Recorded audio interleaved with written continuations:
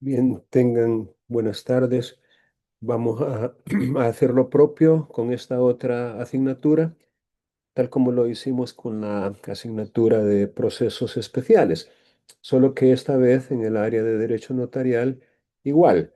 Tenemos un examen parcial programado para el miércoles en la hora de clase presencial y vamos a tener esta sesión de retroalimentación a fin de poder responder cualquier inquietud, cualquier duda que usted pueda tener en relación con los contenidos que hemos analizado, que como bien saben se trata básicamente de la ley de notariado en sus disposiciones iniciales.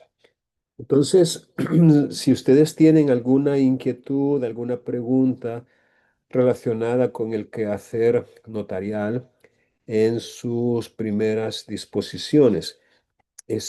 Y también en relación con la última sesión que tuvimos en la que hablábamos de los sujetos que intervienen en digamos, en una actuación notarial.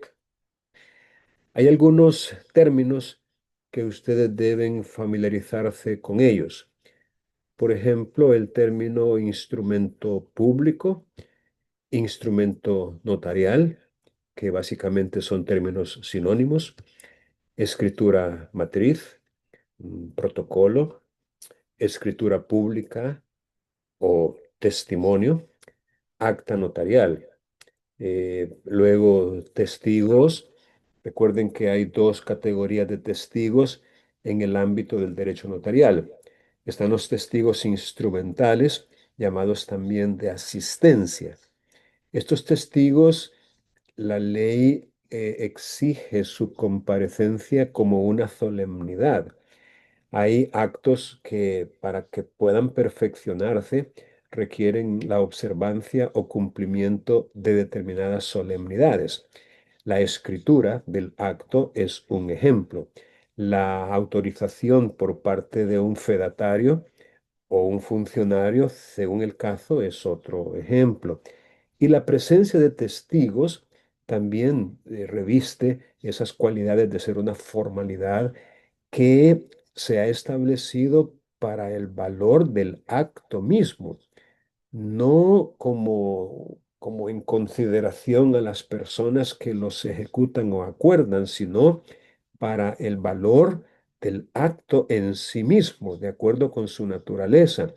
De tal suerte que si la ley requiere o exige la comparecencia de testigos instrumentales o de asistencia en determinados actos, su omisión no puede faltar, porque si llegara a faltar, el acto no produce los efectos que se desean y deviene en una nulidad insubsanable, una nulidad absoluta, una nulidad que no se puede reparar ni siquiera con, digamos, con la ratificación de las partes, ni el transcurso del tiempo, a menos que se trate de 30 o más años.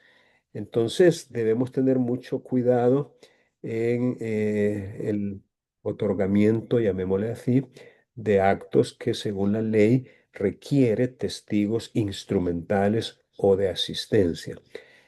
La otra categoría de testigos, y estoy haciendo un resumen para ver si en base a este resumen usted recuerda algo de lo cual quiera preguntar. La otra categoría es los testigos de conocimiento. Fíjense que a pesar de la publicidad que a veces hace el Centro Nacional de Registros, yo recuerdo una publicidad del DUI, del Documento Único de Identidad, que básicamente daba a entender que si una persona no tiene el documento único es como que no exista. Yo creo que ese ejemplo es demasiado extremo. Es totalmente ilusorio o absurdo pensar que ya solo porque alguien no tenga un documento único no exista, así en términos bien literales, como que no existas. Y hasta como que desaparecía la persona, así, por efectos de video, lo hacían desaparecer. No, no es cierto.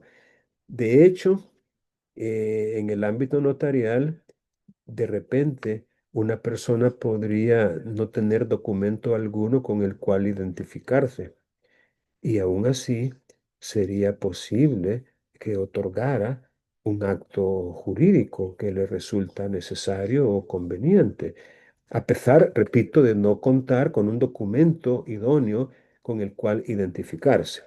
Claro, si lo tiene, si tiene su documento único de identidad, si tiene un pasaporte, si tiene una tarjeta de extranjero residente o incluso una licencia para la conducción de vehículos automotores, perfectamente podría identificarse con uno cualquiera de esos documentos.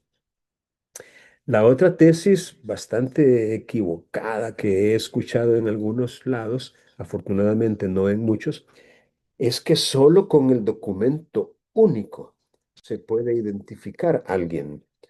Repito, solamente con el documento único. Incluso le atribuyen a su nombre único esa cualidad.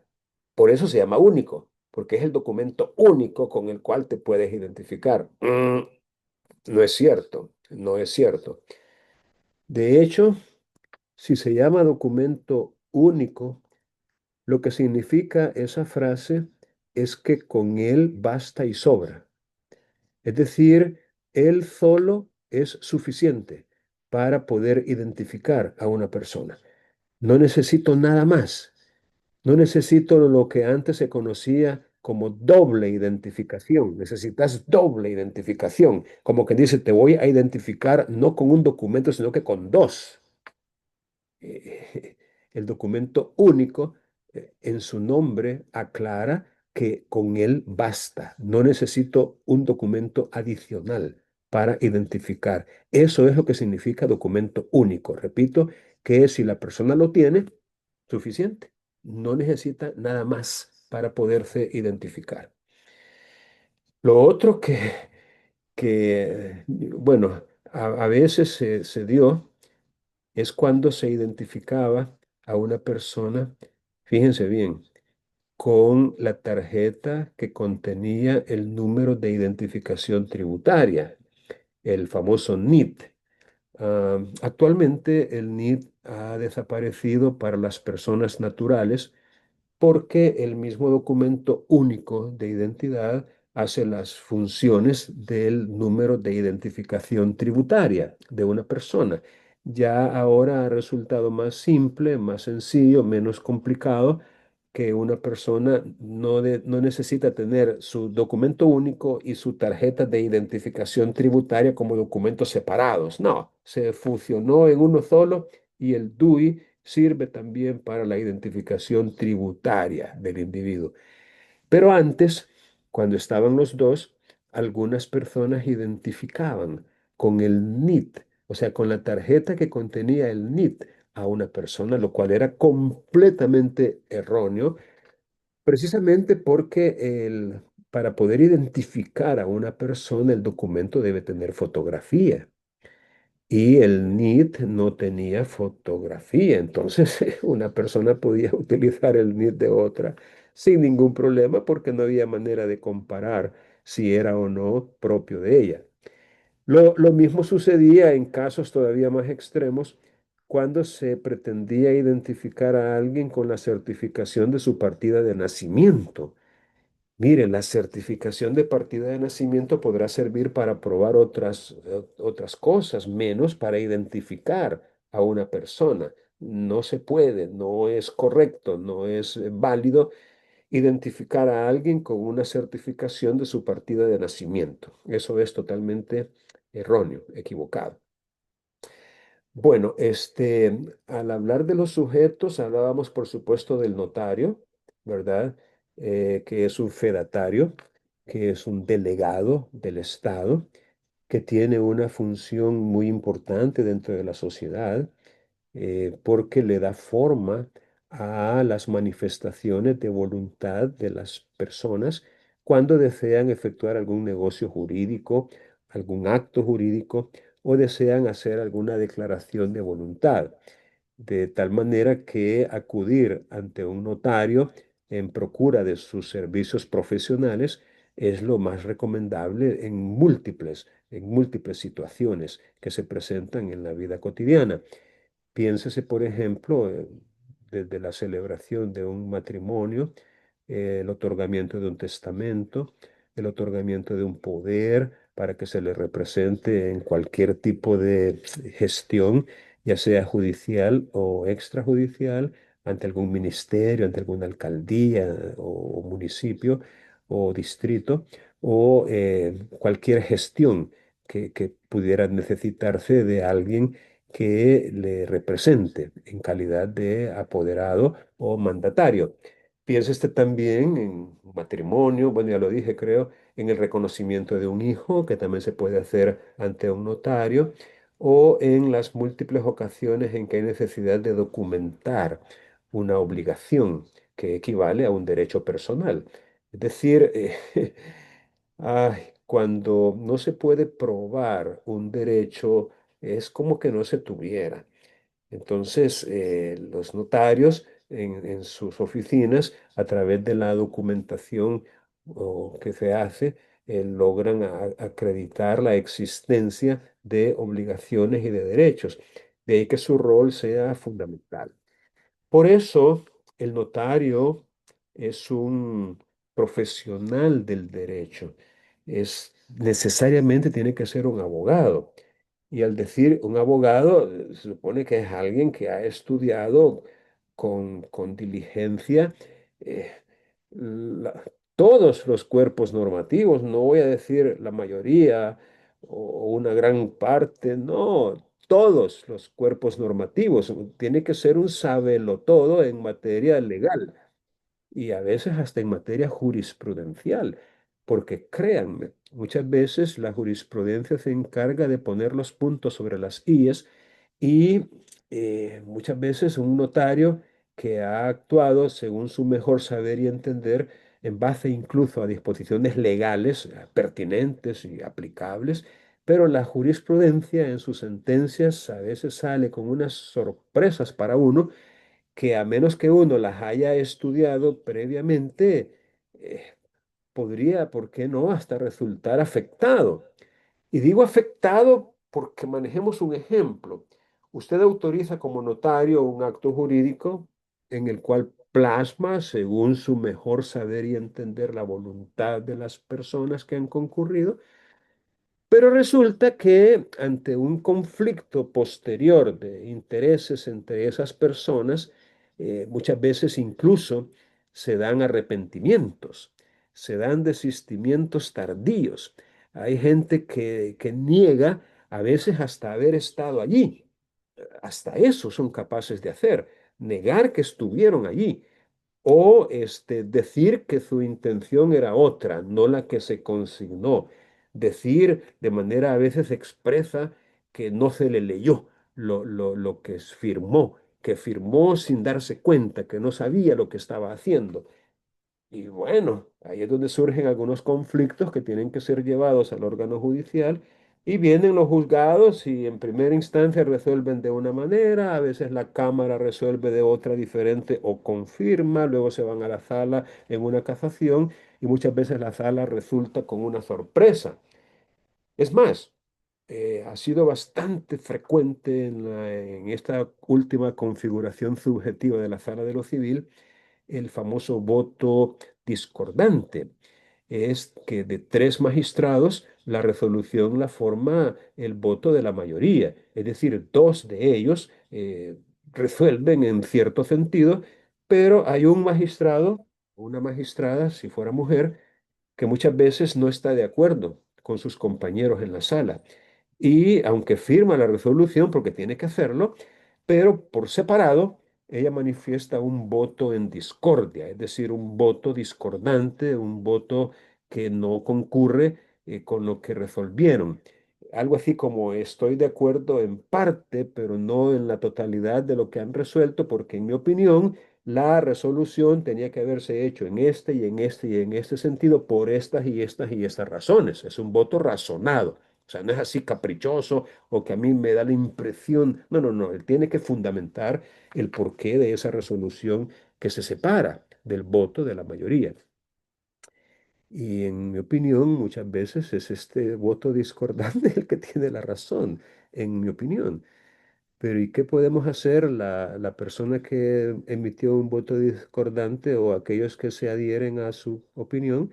Porque la mayoría es la que prevalece, pues la que predomina, y lo que la mayoría decide es lo que al final de cuentas se resuelve ya en forma definitiva.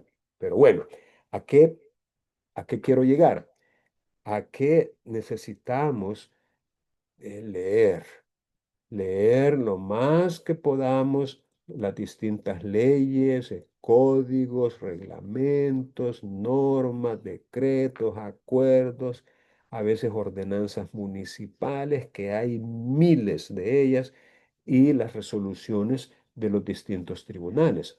Yo pensaría que sí es una buena idea especializarnos. El derecho es complejo, es amplio, es extenso, tiene mucho contenido y valdría la pena inclinarnos por algún área en particular. A lo mejor el área de familia, quizás el área laboral, quien quita lo constitucional, lo administrativo, lo penal, aunque algunos han dicho me da pena lo penal, o el área civil, civil mercantil. Es bueno, ¿verdad? Porque no podemos ser maestros de todo, o como quien dice, aprendices de todo y maestros de nada. Entonces, muchas veces resulta práctico y conveniente optar por una especialización.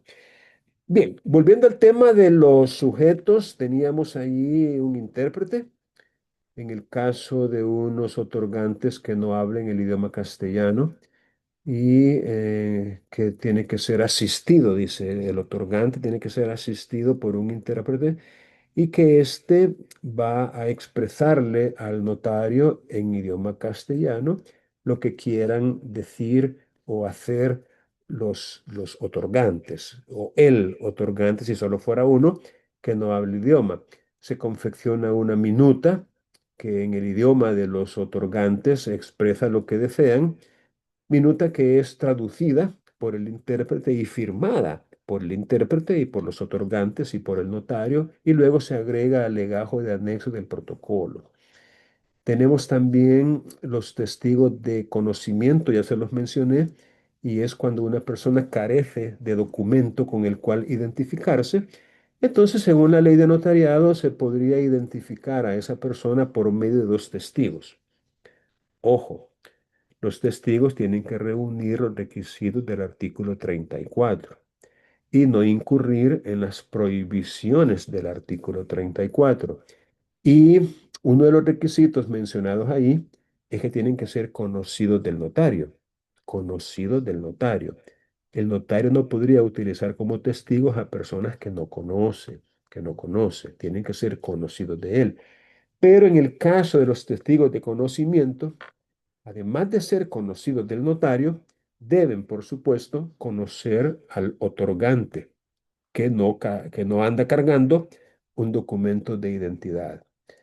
El testigo por eso es de conocimiento, porque él sí conoce al otorgante y siendo que el notario lo conoce a él, al testigo, ahí se arma, digámoslo así, la identificación, ya que el testigo de conocimiento es el que da fe de que esa persona en verdad es la que dice ser y no está suplantando u ocupando el lugar de una persona diferente. Recuerden lo que les he dicho de que el ejercicio notarial tiene que ser como cuando uno maneja un vehículo a la defensiva. Es decir, debemos, ¿por qué no decirlo?, desconfiar hasta de nuestra sombra, ¿no? Es decir, pensar en lo peor y bueno, eso nos va a dar algún nivel de protección, curarnos en salud y evitar caer en alguna situación que podríamos lamentar o arrepentirnos después.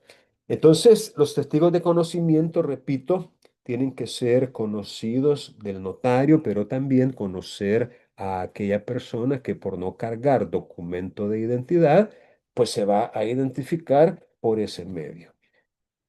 Luego tenemos también como un ejemplo Porque el intérprete hasta cierto punto pasa a ser como un perito, ¿no? Como un perito, es decir, como una persona con conocimiento especializado en alguna ciencia, en alguna arte, en alguna técnica y que suple cualquier deficiencia cognitiva que podamos tener nosotros como notarios. En ese sentido, dentro de la ley del ejercicio notarial, de la jurisdicción voluntaria y de otras diligencias, hay una actuación bastante frecuente que se llama remedición de inmuebles. Remedición de inmuebles. Esa remedición se da cuando un terreno, un bien raíz, tiene un área o capacidad superficial que no concuerda con la que aparece en el antecedente. Esto es pero tan frecuente como no tienen idea. Hay demasiadas escrituras que no tienen un soporte técnico, que no han sido hechas con medidas reales o exactas, que no ha intervenido un especialista en esa materia de la geometría, como un ingeniero civil, un ingeniero topógrafo o un técnico en ingeniería civil, es decir, alguien que conozca de mediciones. Hay muchas escrituras que son hechas al cálculo, especialmente en lo que al área se refiere. Las medidas por los diferentes rumbos a veces ni las tienen.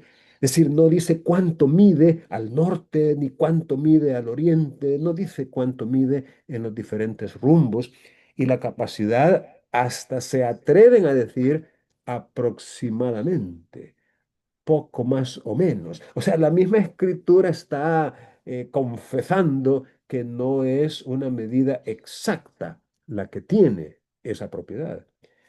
Entonces, aunque debería ser obligatorio,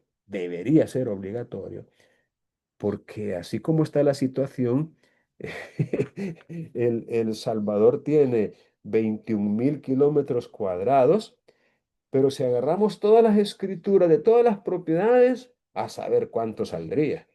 Tal vez 80.000 metros cuadrados. Es decir, no hay una exactitud, pues. Y recuerden que el registro de la propiedad está llamado a dar certeza jurídica con respecto a los bienes inmuebles que existen en todo el territorio nacional. Y eso en realidad no hemos llegado a ese punto todavía, aunque se está caminando hacia ese objetivo deseable de que las escrituras, todas ellas, sean exactas, tanto en su descripción, que sea una descripción técnica hecha por un especialista, y su área o capacidad superficial. Hay escrituras que dice, por ejemplo, 4 tareas, así, 4 tareas. Tarea, ¿qué es eso de tarea? O incluso dice más o menos 6 manzanas. 6 manzanas. ¿Será la fruta, la manzana o qué? Eh, Bueno, es decir, tenemos pues un sistema decimal o métrico decimal que no es el que corresponde. Cuando se habla, por ejemplo, de manzanas, de tareas, varas, eh, brazadas, caballerías. eh, repito, necesidad. Bueno, entonces, cuando el interesado en un inmueble desea establecer su cabida real, así le llamamos al área, cabida o capacidad superficial o superficie, es área, el nombre correcto, área. Cuando quiere establecer su área o su cabida real, entonces puede ir con un notario, aunque también puede hacerlo con un juez. O sea, el ir con un notario es una opción, no una obligación, es una opción. Entonces puede ir con un notario o con un juez, si así lo prefiere, y dentro de esas diligencias, además de identificar el inmueble y citar a los colindantes y en muchos casos a la Fiscalía General de la República, cuando colinda con algún bien público como una carretera, por ejemplo, una calle, un camino o algún terreno que pertenezca al Estado, entonces uno de los colindantes es el Estado y el representante legal del Estado es el fiscal general. Entonces, en esos casos se cita al fiscal general por medio de un delegado que él ha nombrado precisamente para eso. Y eso le dejo se encarga de andar en remediaciones en todas partes y cita de los colindantes con la anticipación adecuada. El notario tiene que nombrar como perito a un ingeniero civil, a un ingeniero topógrafo o a un técnico en topografía para que se constituya al inmueble y realice el levantamiento topográfico y elabore un plano y una descripción técnica, en donde con toda exactitud se indique cuánto mide por los diferentes rumbos en medidas lineales y cuál es el área cabida o capacidad superficial real de ese inmueble, y entonces le presenta un informe al notario y la descripción técnica y la cabida que aparece en el informe es la que el notario consigna en su resolución final, la cual es protocolizada y ese testimonio de esa protocolización se le entrega al interesado para que la lleve al registro y en el registro entonces la inscriben la protocolización de la resolución final y eso es lo que le sirve como nueva escritura a la persona, ya exacta, ya real. Ese sería entonces otro caso dentro del cual interviene un perito, es decir, en este caso un ingeniero, un técnico en geometría. Otro ejemplo que yo recuerdo es cuando siempre en la ley del ejercicio notarial, de la jurisdicción voluntaria y de otras diligencias, se necesita establecer la edad media de una persona, la edad media. Em, Esto es cuando una persona necesita acreditar que tiene cierta edad para el ejercicio de un cargo público o para contraer matrimonio, por ejemplo, en el cual se necesita probar que se es mayor de 18 años, en el caso del matrimonio.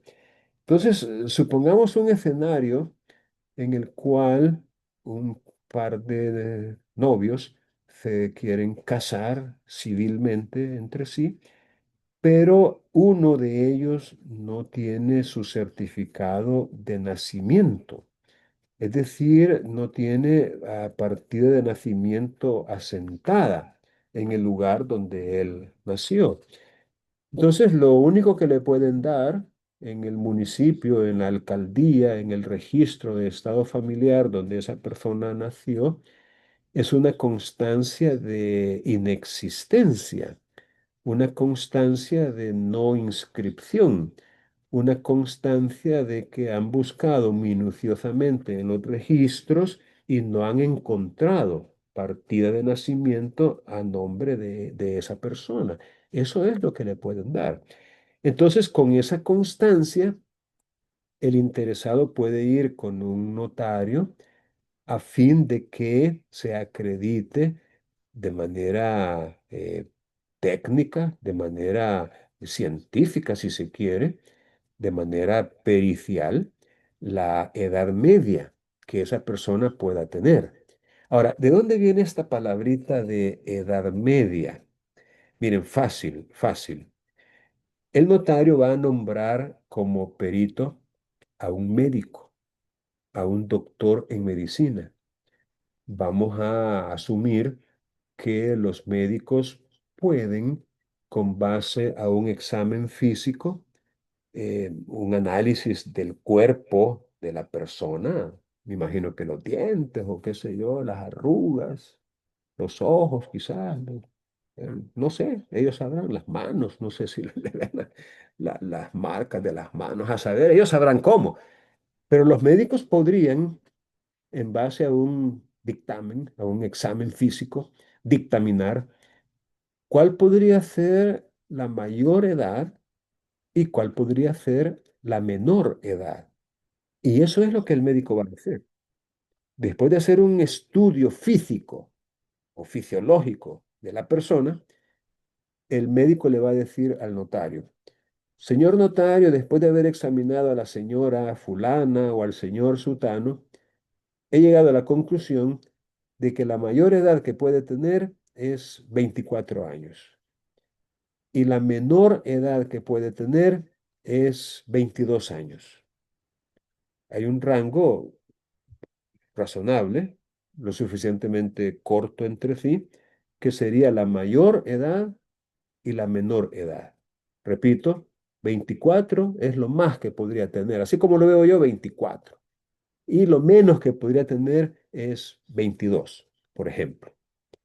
Ok, ya con esos dos parámetros, la mayor edad y la menor edad que una persona podría tener, dictaminada por un especialista, pues no por un brujo, no por el curandero del pueblo, no por el cura,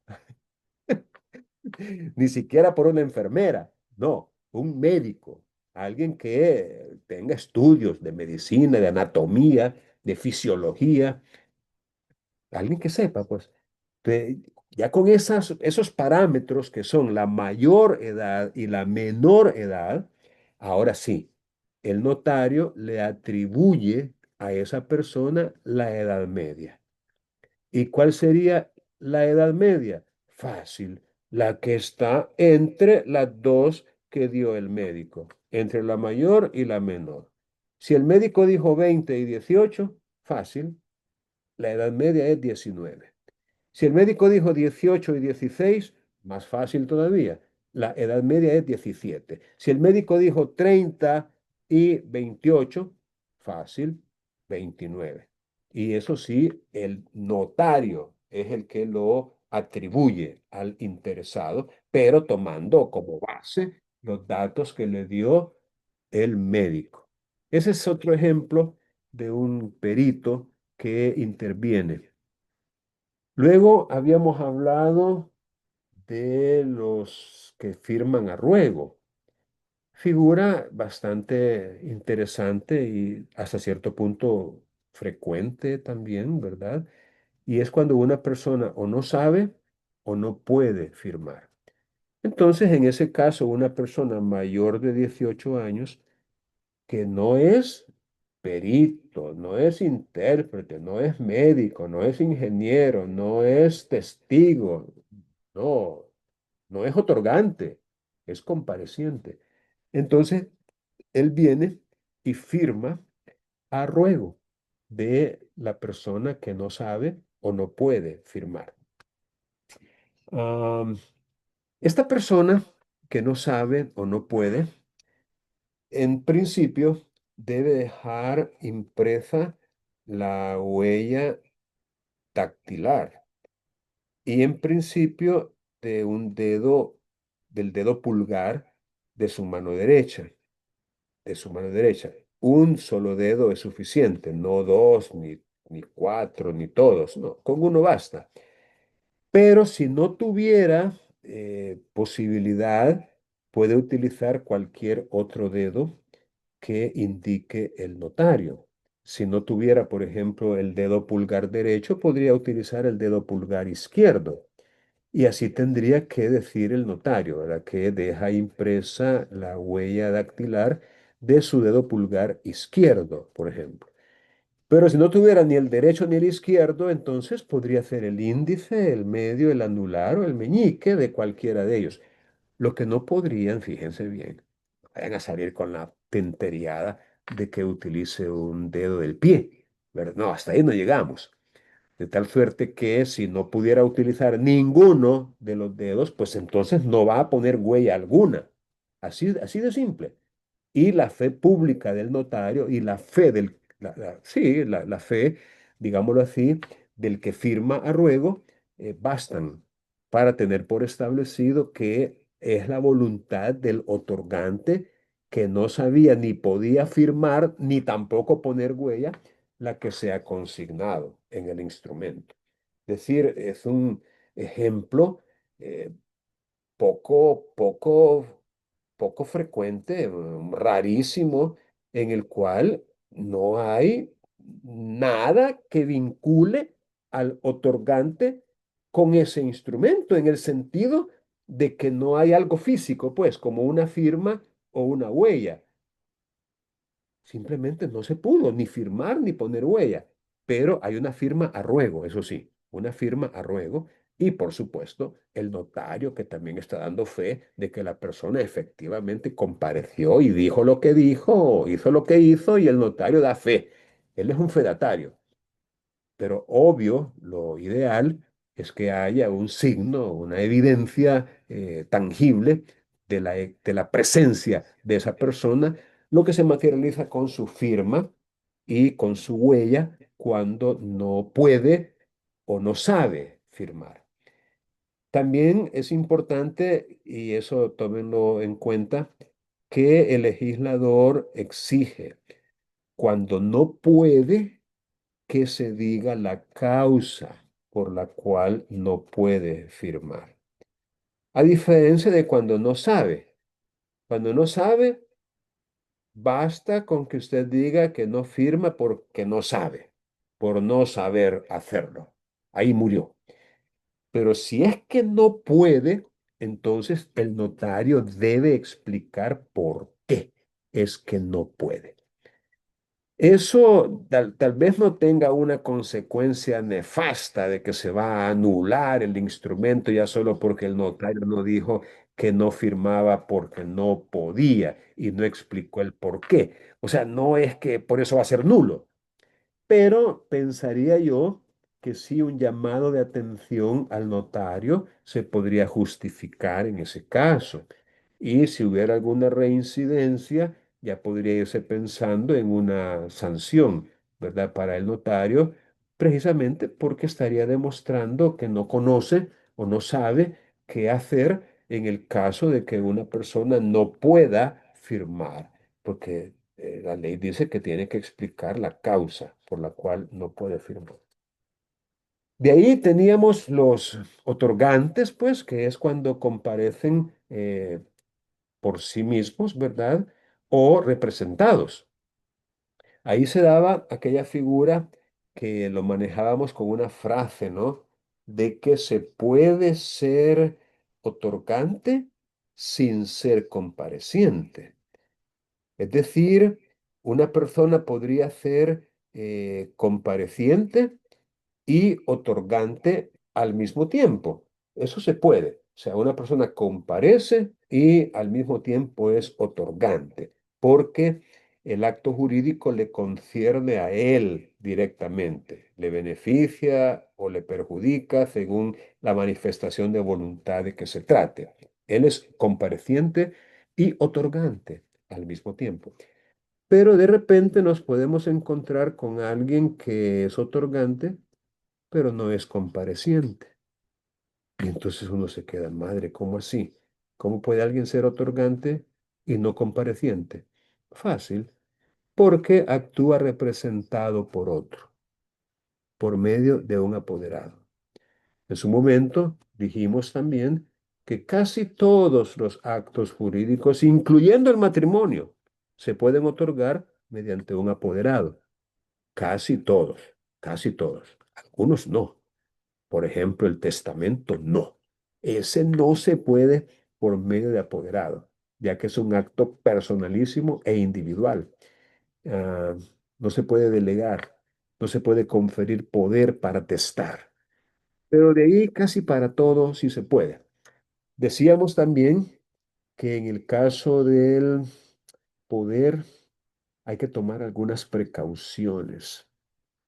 Siempre con aquello de manejar a la defensiva, recuerdan, curarnos en salud, desconfiar de medio mundo, si llegamos a una bocacalle cuyo sentido es de oriente a poniente, no solamente ver hacia el oriente, sino ver también hacia el poniente antes de cruzar, manejar a la defensiva.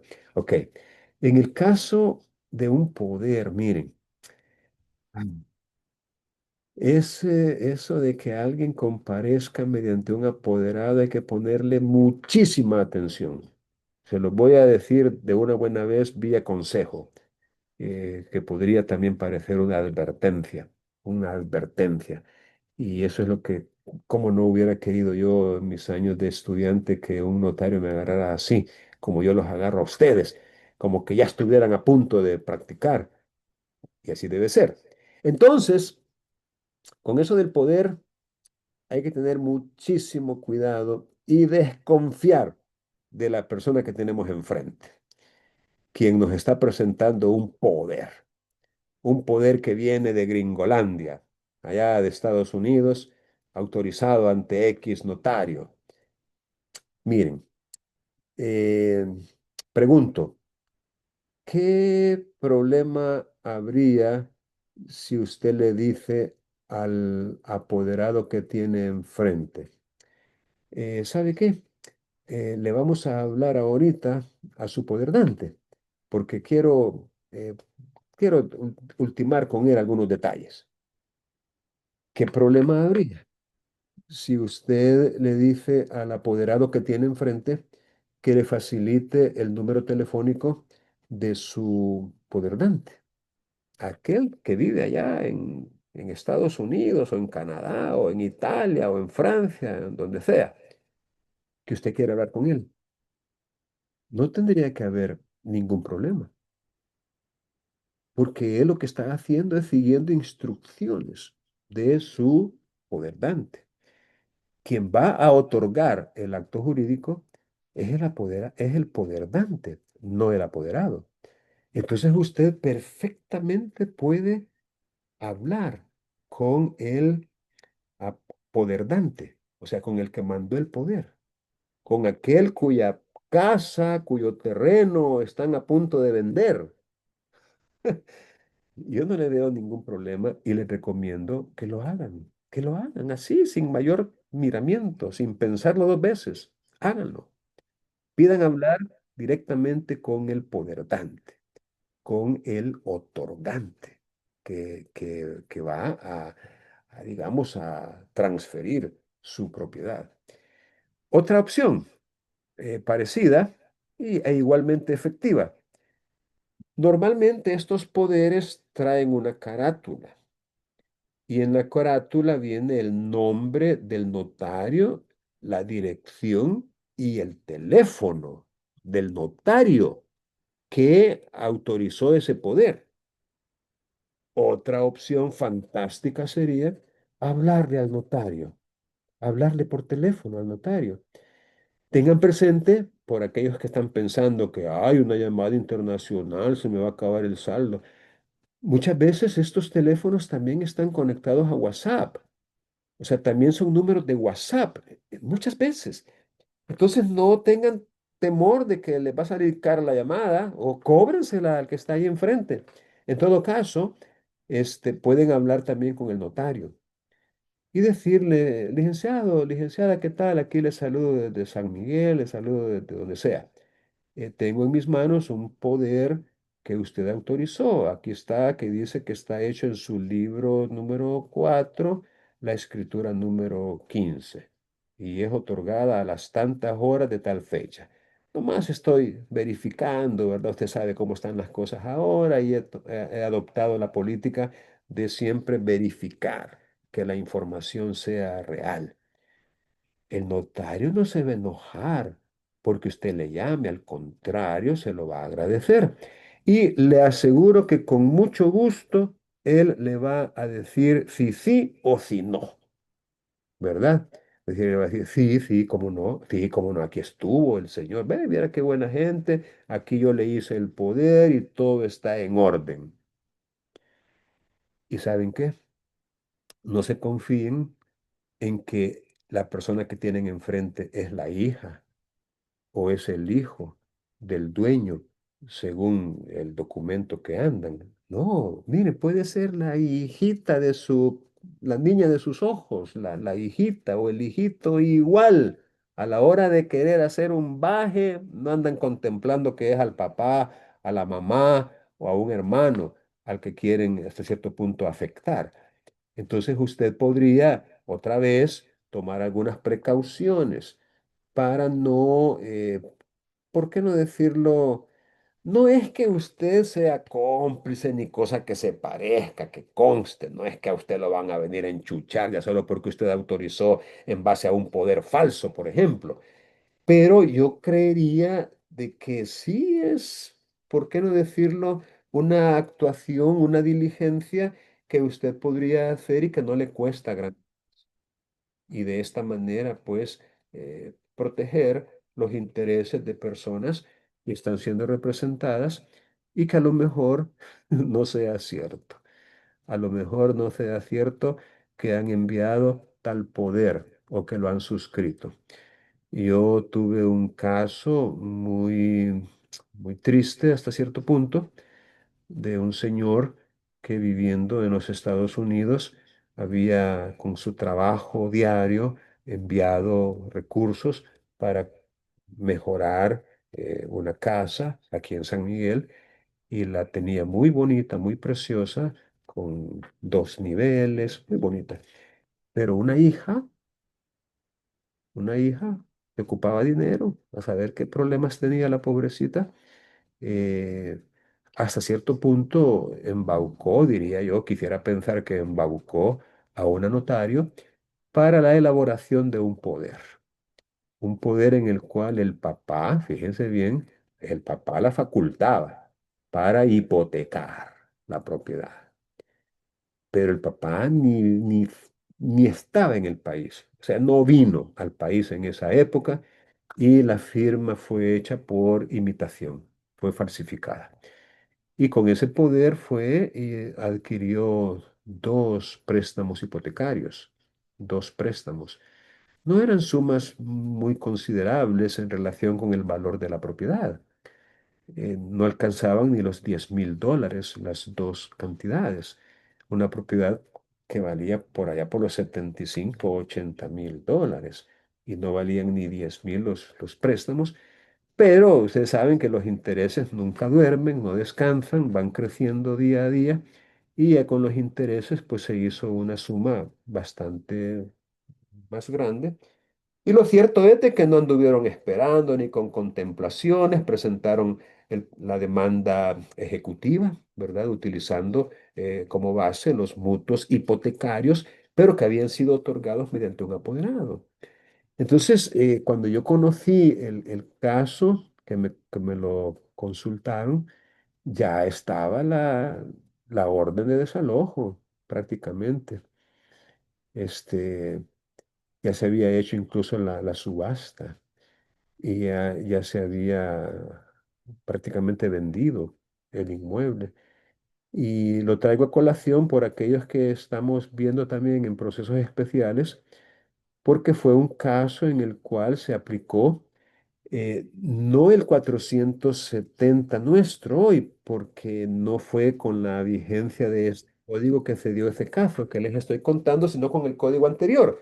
Pero tenía un artículo que igualito, pues decía lo mismo prácticamente, solo que antes no importaba si era un título valor o no, igual la sentencia no producía efectos de cosa juzgada, aunque fuera un título valor. Pero en base a eso se inició un proceso diferente, adicional, llamémosle así, aparte, pues un nuevo proceso para controvertir la obligación que había causado la ejecución, o sea, el juicio ejecutivo. Y se acreditó con prueba grafotécnica mediante peritos, esta vez nombrados por el juez, que son los expertos en documentoscopía y en caligrafía y en grafología. Le hicieron unas pruebas, tuvieron como 2 horas escribiendo, que escriba su firma, que escriba esta palabra, que escriba este trazo, híjole, y lo compararon con el protocolo, con la matriz, y determinaron a ciencia cierta y con certeza de que la firma no había sido puesta por él en el poder. La nulidad que se declaró en el poder trajo como consecuencia la nulidad de las hipotecas, de los mutuos hipotecarios. Y afortunadamente se logró que también se dejara sin eficacia el juicio ejecutivo y la subasta que se había hecho. Y bueno, afortunadamente el hombre no perdió la propiedad, la pudo mantener a su nombre, pero, y todo gracias a que no se logró inscribir la adjudicación en pago, porque si se hubiera inscrito la adjudicación en pago, ahí sí la cosa hubiera sido diferente, pero solamente estaba presentada en el registro y no se inscribió. Y eso fue lo que le salvó prácticamente la propiedad. Y bueno, era una hija. Entonces, con eso lo que les quiero decir es de que yo no responsabilizo, por supuesto, al notario que hizo las hipotecas, pero sí, hasta cierto punto, el notario que autorizó el poder, sí podría no estar tan exento o libre de culpa, porque la persona no estaba en el país. Entonces allí algo pasó, algo pasó. Y yo no creo que es que alguien llegó aparentando ser el poder dante. No, no creo que alguien haya llegado así, va, como quien dice, disfrazado o maquillado con un documento. No, no, no, no. Ahí sí hubo mano peluda. En pro del notario, quisiera pensar que a lo mejor lo sorprendieron en su buena fe por esa costumbre pecaminosa de prestar folios. O sea, miren, los folios del protocolo no se prestan. Si es que la función notarial es indelegable. Usted no puede darse el lujo de prestarle folios de su protocolo a otras personas, los conozca o no. O sea, es que el ejercicio notarial es ante mí, aquí ante mí vino fulano y me dijo esto y entonces yo lo escribo en el protocolo, no otras personas. Entonces, mucho cuidado con eso. Bueno, y en fin, no me hicieron ninguna pregunta, pues. Qué galán con ustedes, de todo lo saben ya. Ya no tienen necesidad de preguntar. Bueno, si es así, llegamos hasta aquí, a la una, a las dos y a las 2:30. Ajá, Lisbeth. Solo activó el micrófono nada más. No, es que le quería preguntar también sobre la otra parte del laboratorio número 2. ¿Qué tenemos? Yo no recuerdo ni qué es lo que les he pedido que hagan. Había un video, ¿verdad? Es que ese Había. era uno, pero en el laboratorio que hicimos en la plataforma de Canvas decía que solo equivalía a un porcentaje. Entonces no supimos cuál era el otro porcentaje. Sí, tiene razón en ese punto. Vaya, voy a generar una actividad para que represente ese porcentaje, pero con el parcial sí nos vamos a ir completos, con el parcial. Oye, el parcial sí va a valer el 40%. Y para el laboratorio uno vamos a dejar el video y para el laboratorio 2 otra actividad, pero sería después del parcial. Nomás para darle algún porcentaje al laboratorio 2. Así lo vamos a hacer. Así lo vamos a hacer. Bien, ¿alguien más tiene alguna pregunta?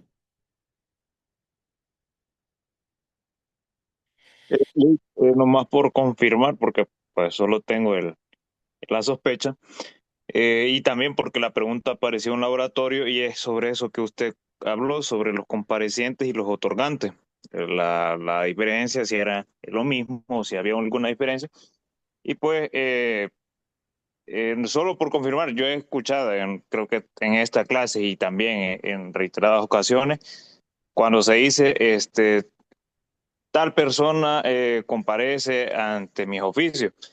Entiendo que la palabra de comparecer se refiere al acto físico de estar ahí en el momento, ¿verdad? Que esa es una parte que puede diferenciarse del otorgante, que eso pues hasta hoy lo entendí que usted lo explicó, que puede que el otorgante pues no estar presente. Entonces, solo por confirmar eso, la comparecencia se refiere al acto físico. Sí. Ok. Tan cierto es que un testigo es compareciente. Un intérprete es compareciente. Un perito es compareciente. Alguien que firma a ruego es compareciente. El apoderado de una persona es compareciente, porque como muy bien lo dice usted, comparecer es el acto físico de llegar y estar allí con el notario, conversar con él y en todo caso escuchar la lectura del instrumento y firmarla o en su caso poner la huella o si no tiene huella alguna no poner nada, pero ahí estuvo, compareció. El notario da fe de que lo tuvo enfrente. Pero algunas veces el otorgante no comparece, precisamente porque él está en otro lugar. Y para eso está la figura de la representación. Por cierto, aprovecho para traer a cuenta un artículo en el Código Civil que dice más o menos, ah, mejor lo voy a buscar, no voy a hacer que se los cite mal. De todas maneras, aquí lo tengo abierto el Código Civil. Aquí está. Es el artículo 1319. Se los voy a poner ahí en el WhatsApp, el texto. Aquí está.